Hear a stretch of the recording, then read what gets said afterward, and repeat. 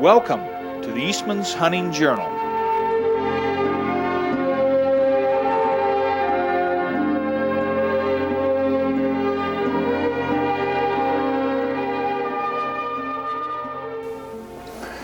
Well, today's show we're going to be talking about antelope hunting, but just not any antelope hunting. We're going to be talking with my lovely wife, Bertie, here, and how she got hooked on antelope hunting.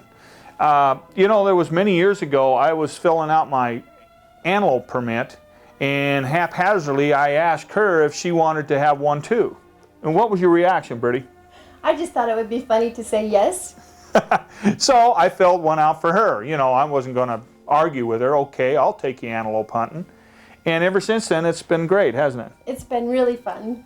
The first year we had some bumpy times there, didn't we? Bumpy? And Bertie did a story in the Eastmans Hunting Journal on how to get your wife interested in maybe going hunting with you. And you know, when we were hunting antelope, there was a couple antelope that I remember that we hunted that really come to mind that give us a lot of memories. And one of them was that buck flare that was in Antelope 1 that we did, that video. Now, why did you like that buck? We scouted and saw him before the season. What made you want to hunt that buck? Well, he really flared out, and he was heavy, and he just had a lot of character. And we'd seen him a couple years out there, haven't we? Yeah, we saw him for several years and chased him around. Yeah, and had fun with him. We never did get him. Flare finally winter killed the second year, which, you know, he lived a full life there and passed his genes on, but we really had fun.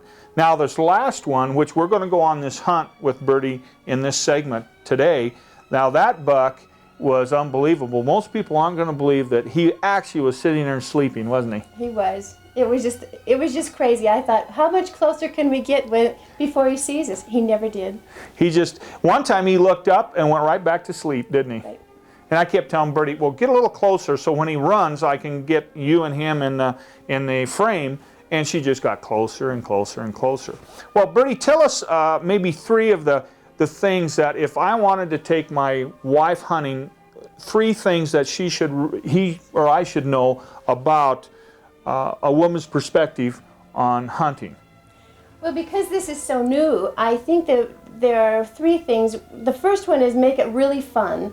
A short hunt where you see a lot of terrain, a lot of game, and just make it fun. And that's where antelope comes in. We saw a lot of antelope, you see a lot of country, and like you said, you don't want me to strap a 45-pound pack on your back and head you out into the wilderness for 7 days of grueling hunting and looking at you and say, man, isn't this fun? After all, I'm trying to see if I like it, not hate it. What's another one? Oh, your gun. That was another thing that you had trouble with. We fitted her with her gun, and kind of tell people a little bit about that. Well, it's really important that the gun fits you. If it's too big, you can't find your sight pattern in the scope. And also, if the gun is too powerful, it shoots and it hurts your shoulder. So you start to flinch, or like I did, start to close your eyes. That's not good. And well, what we did was we cut your stock down so it fit, and we took it to a gunsmith, got it to where it fit, so you had a sight picture with the scope. The next thing I did, Bertie likes to hunt prairie dogs also, and when she'd shoot that .243, that's the caliber she uses, she'd lose what's called her sight picture. In other words, the scope would jump up and she couldn't see. So I had a muzzle brake put on the barrel, and it did two things. Number one, it cut down the recoil so it didn't hurt her, and number two, it also made it to where her sight picture, in other words, it wouldn't jump in the air. So it took care of two problems and made your shooting a lot more pleasurable, didn't it? It really did. Also, another thing is to not do all of your shooting just on targets. You need to do some prairie dog shooting. That, for a woman, that's a big issue. Now, the third thing that you told me that we as husbands should do is be patient. Now tell us a little bit about that, okay? Well, men, from the time they're little boys, start shooting guns and playing army or whatever. Well, women don't. And so when I started hunting, this whole concept of a gun, of of all the things I had to remember, there were just so many. And Mike would be real impatient with me because I couldn't just pop my gun up and shoot within seconds. It'd take me several minutes, and it was really hard for him to learn. And you know, getting out there, being hunting, I knew how to slip around and how to look at animals without them really feeling like they're being intimidated by us. And it was hard for you at first to learn how to move around where there's animals around and stuff like that. But the husband has to be patient. So many guys think, well, you know, what's the matter with you? Don't you understand this? And of course not. It'd be like you, the husband, going into the sewing room and she's saying, go ahead and sew up your pants, and watching you fumble around. So you just got to be patient with them. We'll be back here in just a minute. Stay tuned. Bertie and I go out hunting antelope and watch her pass up a dozen bucks looking for a 15-incher.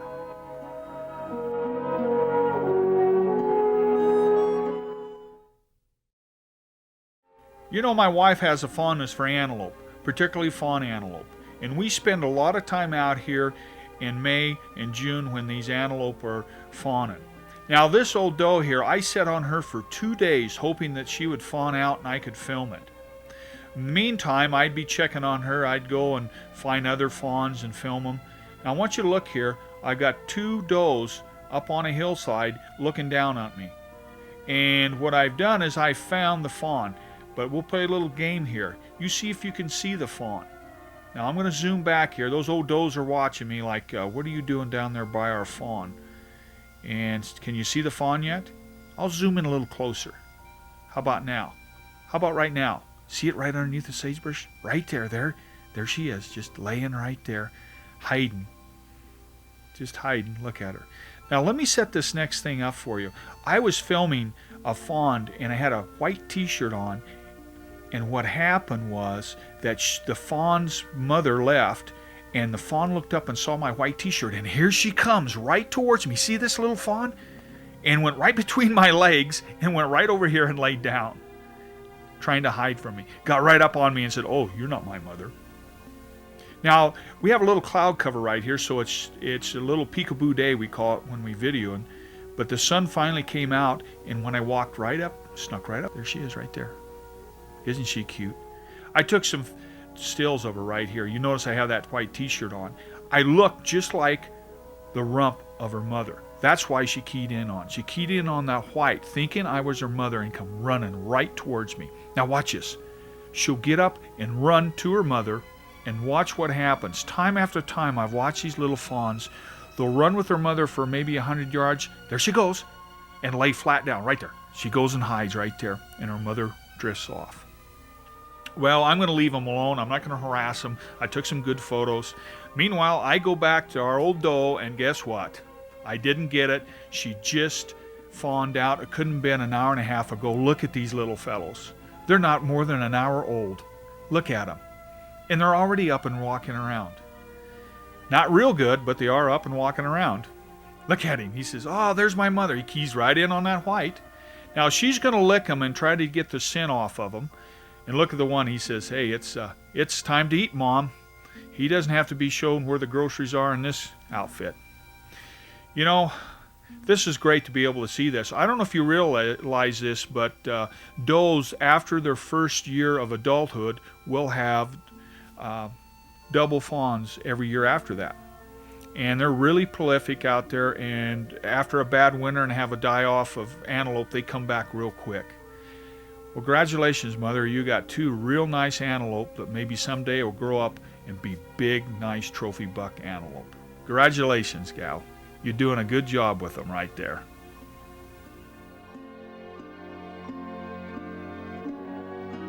Stay tuned as my wife Bertie and I go out on public land in Wyoming and watch her as she hunts a 15-inch trophy antelope. You don't want to miss this hunt.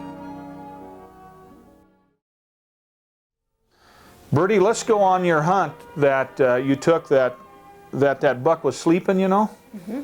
And we'll take the folks with us and we'll go out there. And this particular hunt is in Antelope 2. And let's go and watch you slip up on a 15-inch antelope, okay? All right. This is Eastman's Journal, and my wife called the article Hunting with a Grouch. It was several years ago. Now, my wife loves to hunt antelope in October. Why? Because they're gathering up just before the winter. And sometimes you can see as many as 200 antelope in a bunch. And she loves hunting at this time because there's plenty of action. One thing to remember though, you've got to know where these antelope will come to winter. They're not everywhere. They come to places where they can get away from that wind and that snow. And right here along this lake is one of those areas.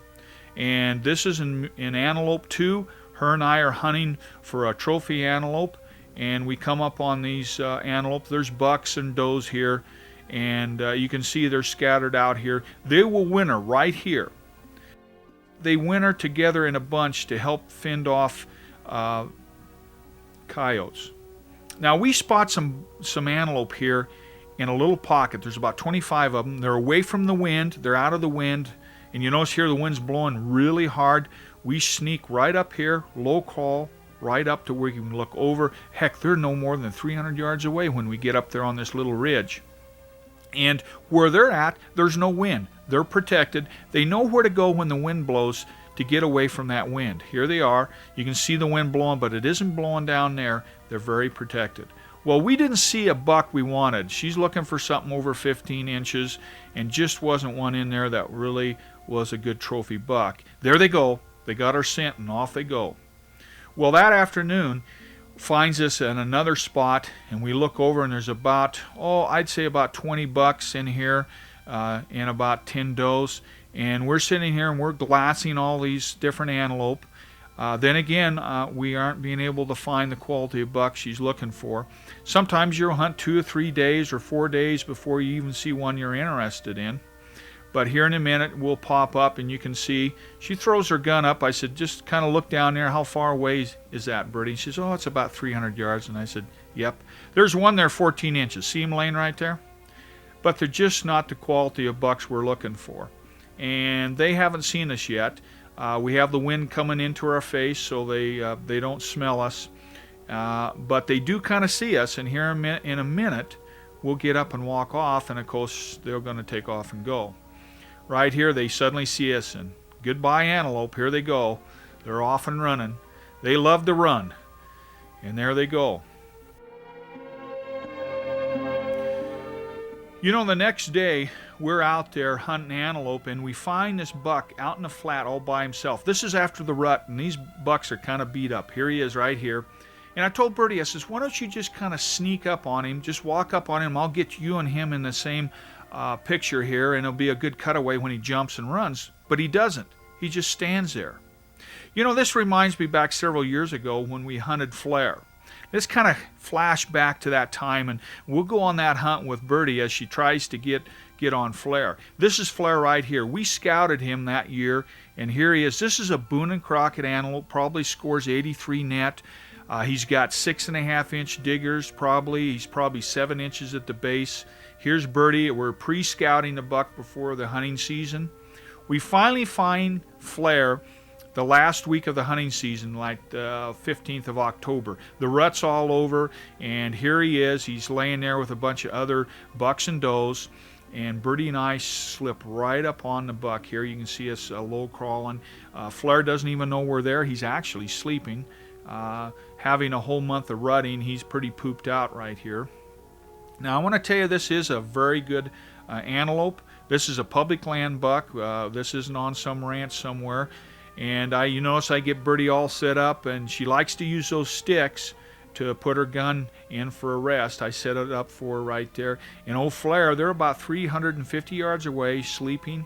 She likes using her 243. I get it kind of set up for her there, and she says, leave me alone, Mike. I know what I'm doing. I said, okay. I aim right above his back, Bertie. Oh, jeez. You know what happened, folks?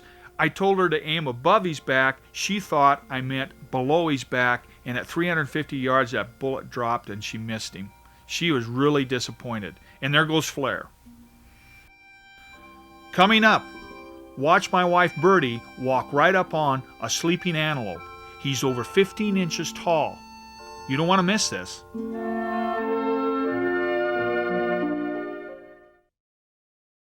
Well, here we are again hunting this buck. I told Bertie, keep walking, keep walking. You notice he's sleeping there. He's got his head down. In a minute, he'll raise his head and look at Bertie and just fall right back to sleep again. And she's getting closer and closer. There he is, raises his head and looks right at her, and then he lowers it and goes right back to sleep. I said, Bertie, that's a pretty good buck antelope. He's over 15. She says, yeah. So she sits right down and takes aim right here. Now watch her. She takes a dead rest on her knees. Take your time. Wow! One shot. Way to go, Bertie. She hit him right in the heart. What do you think? I knew I could do it. I knew you could too, Bertie. What a great antelope. Well, that's a nice antelope you got this year, Bertie. Thanks. You know, people aren't going to believe that we walked right up on him. I know, it was just like he was sitting there dozing away. I think he was sleeping. You know, it's after the rut, and they're pretty docile, and they're beat up pretty bad, and they're just trying to recoup before the winter. And you made a heck of a good shot on him, didn't you? Yeah, one shot, that's the best part. Well, that being able to come out here and hunt prairie dogs really helped, doesn't it? It really did. A lot of practice in the field this year. That made a big difference. I think Arizona is considered by many to be the top trophy-producing antelope state in the West.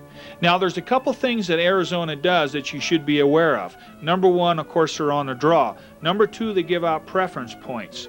So you want to put in every year, year after year, to build your preference points up. And if you notice there, your odds aren't real good. The reason is because Arizona doesn't have a lot of trophy antelope areas, but they do consistently take good quality trophy antelope.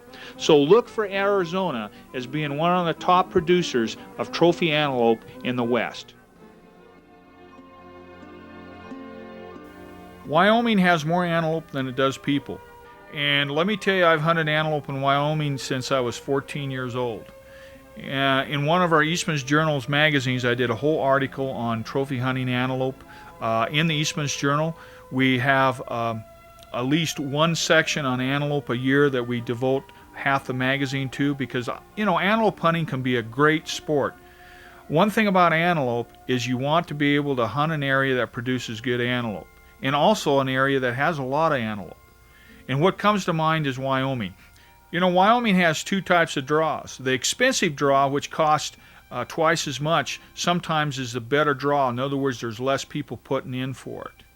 Now, a lot of people ask me, well, what areas produce good antelope in Wyoming?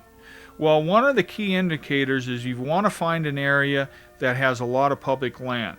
And people tell me, well, if I do that, there's going to be a lot of hunters out there. Not necessarily. The Game and Fish of Wyoming manage each area individually. So when you pick an area, even if it's public land, they only allow so many antelope to be taken. And if you get the Eastman's Journal, we have the MRS in it that will give you good, solid information on areas that produce good quality antelope. I want you to look at this next antelope. I filmed this buck. It looks like the wind blew his horn over. He's a non-typical. Look at it, he's a freak. Kind of a rare piece of footage here. I hope you enjoyed today's show. And remember, fair chase is the only way to hunt and take big game.